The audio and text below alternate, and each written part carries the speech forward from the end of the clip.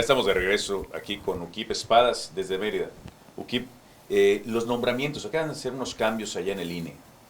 Bueno, a ver, estos cambios son cambios previstos en el diseño del instituto y son muy consistentes y en mi opinión muy funcionales. Es decir, el Consejo General está integrado por 11 personas, pero el relevo se hace por partes cada 3 años. Un año se van 4 y entran 4 nuevos, al año siguiente lo mismo y después salen 3 y entran 3. Esto permite que quienes están designados como consejeros no hayan sido nombrados por la misma legislatura, es decir, no hayan sido nombrados por una Cámara de Diputados con la misma correlación de fuerzas entre los partidos. Los tres grupos que en cualquier momento conforman el instituto fuimos nombrados por 3 legislaturas distintas, es decir, por 3 correlaciones de fuerzas políticas diferentes.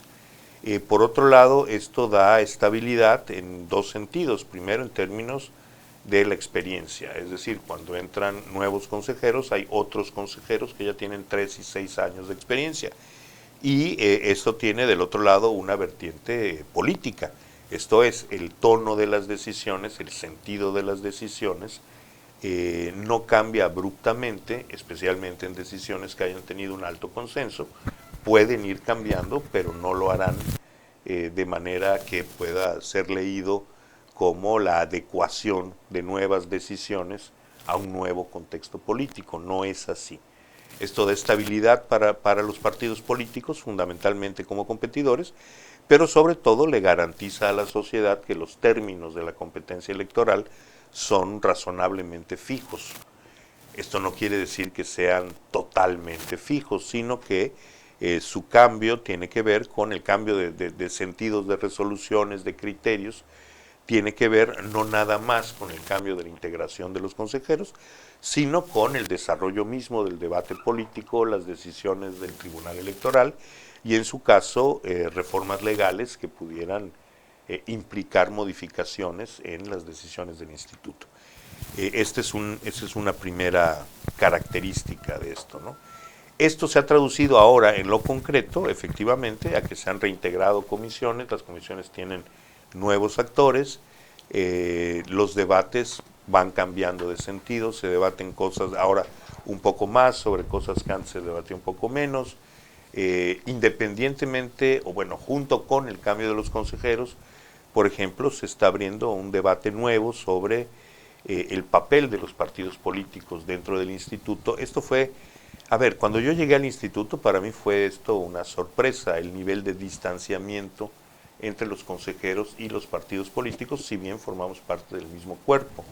Y esto es un asunto que se ha venido discutiendo, que se sigue discutiendo ahora y que muy probablemente, o al menos eso espero, vaya a tener repercusiones en el funcionamiento del órgano, en el sentido de tener un diálogo más intenso con los representantes de los partidos políticos y asumir con mayor claridad algo que yo he dicho siempre, y es que en este país la democracia no la hicieron las autoridades electorales.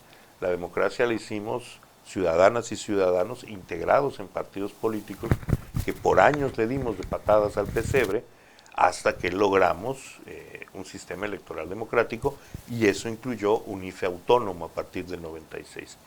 Entonces, vamos, que el INE es un organismo vivo que refleja el debate político, pero que paralelamente es un organismo con una gran estabilidad normativa y del que la ciudadanía puede esperar formas de actuar, formas de organizar las elecciones y un ejercicio de la autoridad estable y consistente con las reglas que estamos obligados a obedecer. Oye, Kipe, hablabas del tema de las urnas electrónicas, que es digamos, es un proyecto que se va a estar piloteando en las elecciones. ¿Qué otros pendientes desde tu punto de vista están, como dices, el INE es dinámico, está vivo? ¿Qué otros pendientes o qué otros proyectos desde tu punto de vista están todavía en ciernes o se deberían hacer para ir perfeccionando el sistema democrático, cuando no los mecanismos democráticos? Mira, a mí me parece que hay muchas cosas que hay que discutir. Sí hay que discutir, por ejemplo, los alcances de la capacidad tanto del instituto como del tribunal para interpretar las leyes. Yo he dicho en varias ocasiones que esto se ha excedido, que tanto el INE como el tribunal emiten reglamentación o decisiones jurisdiccionales que rebasan meramente la implementación de lo que hay y que pasan a ser directamente legislación. Es decir, la realidad es que tanto el INE como el tribunal han estado emitiendo acuerdos equivalentes a leyes en el pasado, y esto a mí me parece profundamente inadecuado. A lo mejor soy muy cavernario, pero para mí, en democracia, en la república, solo los representantes populares tienen la capacidad de emitir leyes. Es decir, ninguna autoridad en democracia está legitimada para emitir decisiones superiores a las leyes y especialmente a la Constitución. Y muchas decisiones del INE, muchas es demasiado, pero decisiones muy importantes del INE se han tomado sin base legal y han tenido esos efectos. Por ejemplo, un tema del que he sido disidente permanente es de la manera como se implementaron las cuotas para grupos vulnerables. Para empezar, en los tiempos, la última cuota la establecimos en el 21, a 3 meses de la elección, con los registros a punto de ser hechos, con los partidos políticos que ya habían terminado sus procesos de selección y que se decidieron sin mayor consulta con los partidos, con una muy mala base doctrinal, me parece a mí, establecer una serie de cuotas en tiempo y en cantidades injustificadas, que además no funcionaron como se suponía que tenían que funcionar. Este es un debate al que vamos a tener que entrar nuevamente. Esto me parece que tiene que ver con, digamos, los límites democráticos en la capacidad de decisión de las autoridades electorales. Ahí tenemos un tema pendiente, que no es un pendiente que tengamos en el INE, es un pendiente que nos afecta, pero es un pendiente de la legislación. Y es un punto en el que los partidos políticos, tarde o temprano, tendrán que asumir su responsabilidad y hacer los ajustes legales necesarios, pues ahora sí, para que cada quien atienda su juego. Hacer las leyes le corresponde al legislador, implementarlas a la autoridad administrativa y juzgarlas e interpretarlas dentro de los límites de la propia Constitución a los tribunales. Pero ya no es posible que sigamos legislando en lugar de las cámaras. Oye, Ukip, las pre-campañas, bueno, eso es un tema que hemos estado viendo hoy a lo largo y ancho del país, que ya no sé en qué momento es campaña o no es campaña. Fíjate, ese es un buen ejemplo de problemas que estamos enfrentando actualmente. Cualquier persona que salga y recorre el país observa, pues, lo que todo el mundo observa. Hay una campaña presidencial en curso, pero no solo en curso, a tambor batiente. Las bardas están pintadas, los espectaculares están por todos lados. Sin embargo, los precedentes judiciales acá limitan las posibilidades del instituto para limitar esto. Por ejemplo, el tribunal ha dicho que para que ciertos actos de promoción sean considerados electorales, tienen que reunir ciertas características, por ejemplo, llamar al voto. Entonces, si nosotros vemos las apariciones en televisión y en internet de aspirantes, personas que declaran que si quieren ser presidentes, que pasean el país y son recibidos, espectaculares, bardas pintadas, entonces uno de los criterios es que debe haber, para que eso sea considerado electoral, debe haber llamados al voto. Y esto se ha llegado a interpretar a niveles que a mí no me parece, es decir, como las bardas no dicen vota por, entonces no hay llamados al voto. Pero evidentemente, si nosotros hacemos un análisis integral, efectivamente, el espíritu de la legislación. Claro, no, pero además de interpretar la realidad, es decir, que no diga vota por, no quiere decir efectivamente que no sea una campaña que tiene la intención de obtener votos. Y entonces no puede ser que se trate de un juego como la quimbomba. Como no dijiste con permiso, entonces aquí es al revés. Como no dijiste vota, entonces no cuente, puedes hacerlo sin problema. Hombre, pues es que no debe ser así. Pero están las resoluciones del tribunal en ese sentido, y esto no solo marca un límite para el INE, sino que si el INE dice, pues me vale y resuelvo que esto sí es, el tribunal lo rebota, como ha ocurrido en reiteradas ocasiones. Otro problema, por ejemplo, es legal. La ley dice que para que estos actos sean considerados campañas anticipadas son las que se dan entre el inicio del proceso electoral y antes del inicio de las precampañas.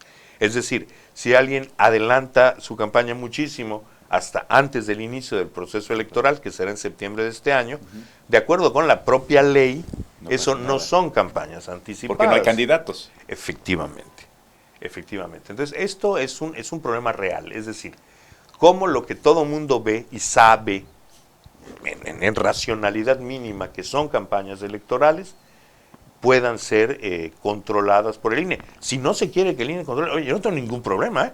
Yo no tengo interés de ir por la vida sancionando gente ni nada que se le parezca, pero hay una ley que establece, hay una constitución que establece condiciones de equidad, de imparcialidad de las autoridades, otra serie de cosas que a mí me obligan. Si a mí me quitan la obligación, perfecto. Igual que lo de sancionar con las multas. A mí no me hace feliz recetarle multas a los partidos políticos. Yo no creo que nadie en su sano juicio esté interesado en llevar la fiscalización del conjunto de campañas electorales en un país tan complejo y grande como este, pero es nuestra obligación. Entonces, no quieren que apliquemos esas sanciones. Muy fácil, las leyes no las hago yo, las hace el legislativo. Bueno, y el tribunal a veces. Oye, en esto, ¿qué sería? ¿Un vacío de la ley o una mala interpretación? Yo creo que se combinan las dos cosas. En el caso de no considerar campañas anticipadas hasta que inicie el proceso electoral, pues significa que al legislador no se le ocurrió que alguien iba a estar haciendo campaña presidencial año y medio antes de la elección. Y en todo caso es algo que habría que modificar en la ley. Donde, sin embargo, sí se valdría una interpretación sistemática de lo que dice la ley por parte de la autoridad jurisdiccional. A ver, si la ley prohíbe que hagas campañas anticipadas en este periodo, es evidente que la intención es que los corredores no salgan antes y que salgas antes de antes. Pues digo, no hace que... ¿no? Sí, claro, son las antepre, como los tiempos verbales en nuestra época. Sí, porque además está el tema de la fiscalización de estos recursos que se están utilizando actualmente. Es que esos no son recursos que se están utilizando. Ya lo sé, pero dices... O sea, bueno, pero es que ese es otro problema. Claro. A ver, el INE tiene una serie de obligaciones que implican la articulación con el funcionamiento de otras instancias del Estado mexicano. El INE no tiene la capacidad de fiscalización que tiene la Secretaría de Hacienda, evidentemente.